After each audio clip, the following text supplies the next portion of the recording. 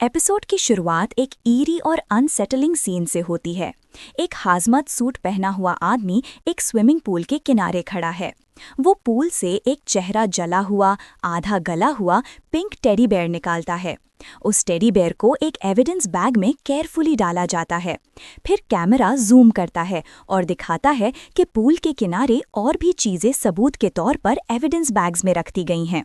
कपड़े, छोटी छोटी पर्सनल आइटम्स, ये सब एक लाइन में लगाए गए हैं। सबके एंड पर एक चश्मा, आई ग्लासेस रखा है। ये सीन सिंबॉलिक है, सस्पेंस क्रिएट करता है और हिंट देता है कि कोई बड़ा एक्सीडेंट या ट्रेजेडी होने वाली है। सीन शिफ्ट होता है। जेसी की हालत बहुत खराब है। वो ब्रोक हो चुका है और डेस्परेट है।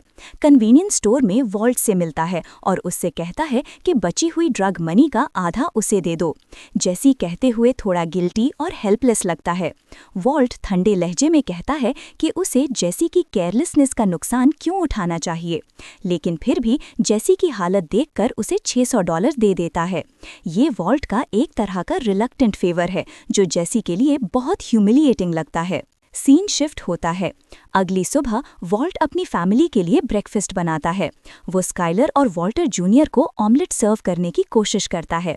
साथ ही स्काइलर के सस्पिशंस क्लियर करने की कोशिश करता है। वो कहता है कि शायद उसने दूसरे फ़ोन का जो अलार्म सुना था वो असल में उसके असली फ़ोन का मेडिकेशन रिमाइंडर था, इनकमिंग कॉल नहीं। वॉल्ट अपने झूठ को रैशनल और स्वीट बनाने की कोशिश करता है, लेकिन जैसे ही वो स्काइलर को समझाता रहता है और उसकी तरफ पीठ करके खड़ा होता है, स्काइलर चुपचाप उठकर घर से बाहर चली जाती है। उसका सेलफोन भी वो काउंटर पर छोड़ देती है। ये एक साइलेंट प्रोटेस्ट है। सीन शिफ्ट होता है। जेसी की मुश्किल और बढ़ती है। उसके पेरेंट्स उसे अपने लॉयर मिस्टर गार्डनर के साथ एक फॉर्मल मीटिंग में बुलाते हैं। लॉयर स्ट्रिक्ट टोन में जेसी को बताता है कि उसे 72 घंटों के अंदर घर खाली करना होगा। घर असल में जेसी की मरहूम खाला का था, जिसका ख्याल जेसी ने किया था, लेकिन अब उसके पेरेंट्स लीगली उसे निकाल रहे हैं। जब जेसी के पेरेंट्स उसे बताते हैं कि हैंक उनके घर आया था और उसने मैथ का जिक्र किया था, जेसी झूठ बोलता है कि वो एक्चुअली डीए के साथ कोऑपरेट कर रहा है। उसकी माँ फौरन उसका झूठ पकड़ लेती है और कहती है कि उसने बेसमेंट में मैथ लैब अपनी आंखों से देखा है। लॉयर कामली समझाता है कि अगर ये बात गवर्नमेंट तक गई तो पूरा घर सीज हो जाएगा। जेसी के पास कोई ऑप्शन नहीं होता। स्काइलर घर वापस आती है। वॉल्ट कैजुअली पूछता है, कहाँ थी तुम? स्काइलर का बस एक लफ्ज का जवाब होता है, आउट। वॉल्ट इमोशनल ब्रिज बनाने की कोशिश करता है और कहता है कि शायद वो दोबारा अपने कैंसर सपोर्ट ग्रुप ज्वाइन करे। स्काइलर का जवाब फिर से कोल्ड और कर्ट होता है। जेसी अपने कमरे में सोता है जब उसकी माँ उसे उठाती है।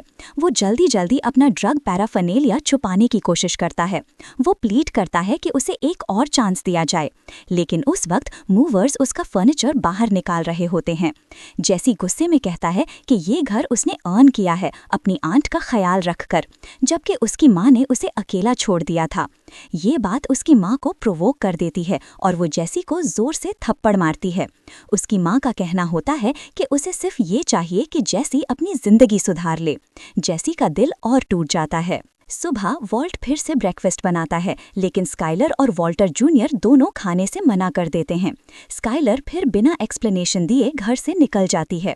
उसी वक्त जेसी वॉल्ट को बार बार फोन करता है, लेकिन वॉल्ट इग्नोर करता है। फोन उठाकर भी वो जेसी को स्ट्रिक्टली कहता है कि कभी कांटेक्ट मत करना।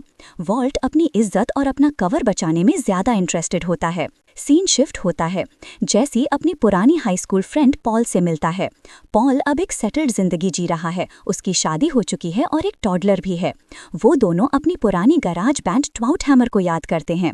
जेसी के चेहरे पर नॉस्टैल्जिक मुस्कान होती है, लेकिन पॉल की बीवी वापस आती है और उसे जेसी को घर से निकालने को कहती है।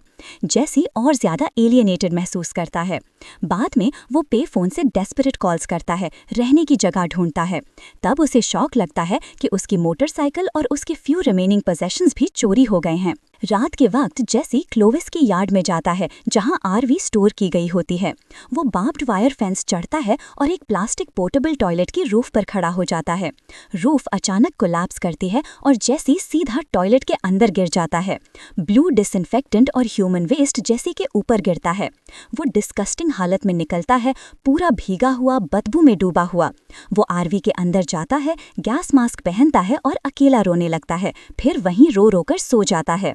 अगली सुबह वॉल्ट जूनियर को ड्राइविंग सिखाने ले जाता है।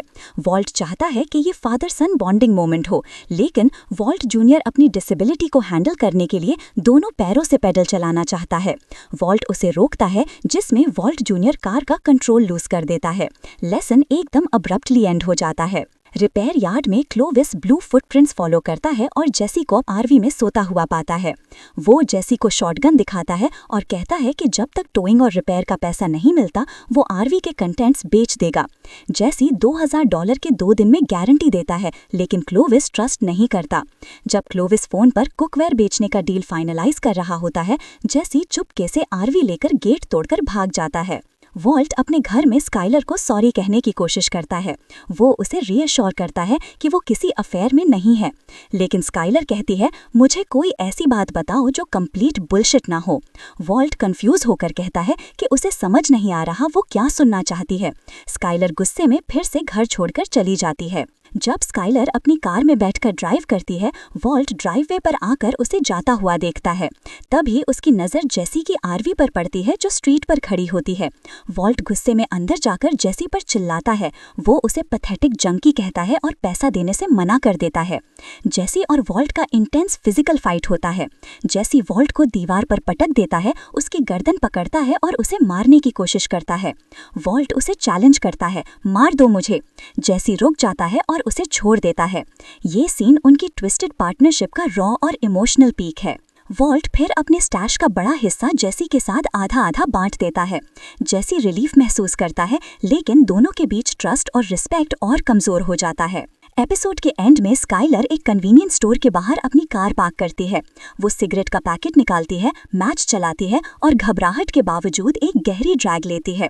एक औरत जो उसके बगल की कार में बैठी होती है उसे घूरते हुए जज करती है, लेकिन स्काइलर उसे कोल्ड स्टेयर देती है और अपनी सिगरेट एंजॉय करती है। ये सीन दिखाता है कि स्काइलर अब अपनी जिंदगी में खुद अपने रूल्स बनाने वाली है, चाहे लोग क्या सोचें।